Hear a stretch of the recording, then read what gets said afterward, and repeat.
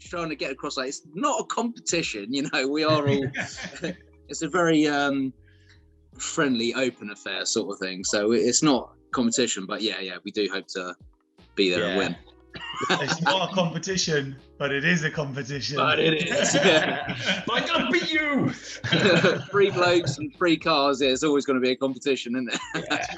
Yeah. Too right.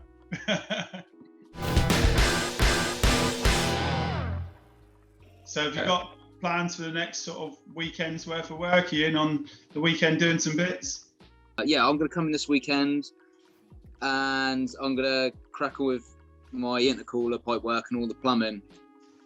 So I'm going to try my best to get the engine bay dry built as much as possible, so then I can pull the whole subframe and the engine out and ship that off and get that done separately, so I can move on to the next stage. But I had some really cool news today. When I opened an Instagram post, and Wartech have designed my brakes now. I've seen that. I can see the rendering. I thought, oh wow, naughty, don't they? Yeah, instant hard on. Yeah, that made my yeah, really happy with that.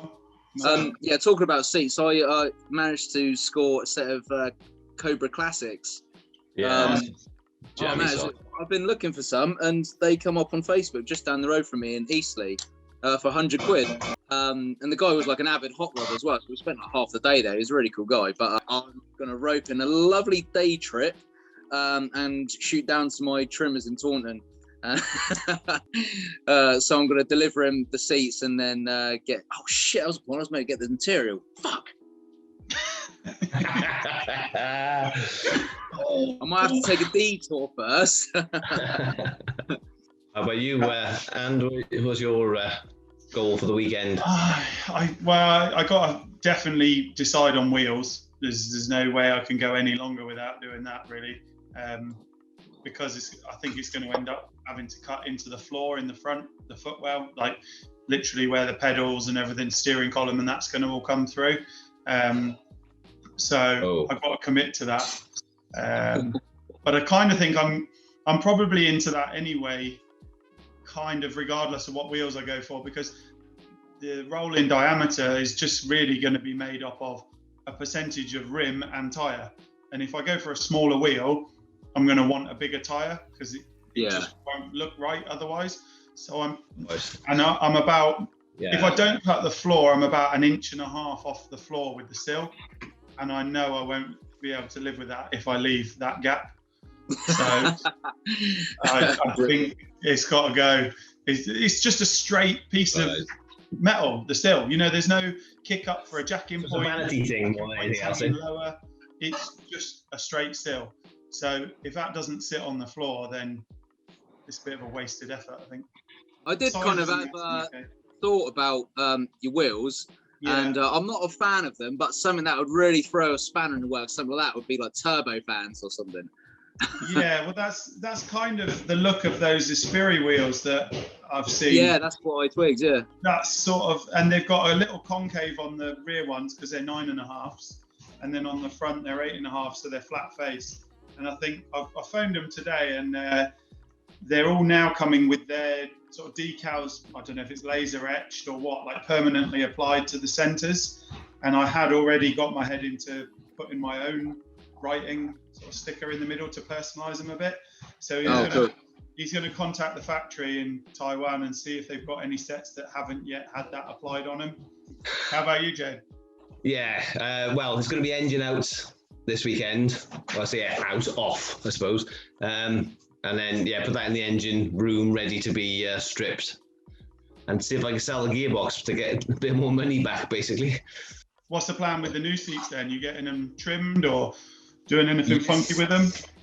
If I get time, I'm going to get them trimmed. And I'm going to get like a centre box made between the two of them, like a sort of an armrest box kind of thing, just make it a little more comfortable.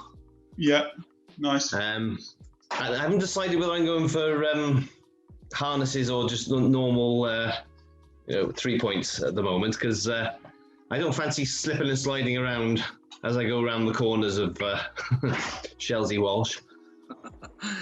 That's the fun bit. yeah, it's like, oh, fuck! Flying out the window. So you managed to get yours up for dipping then? Do they dip it? What do they do?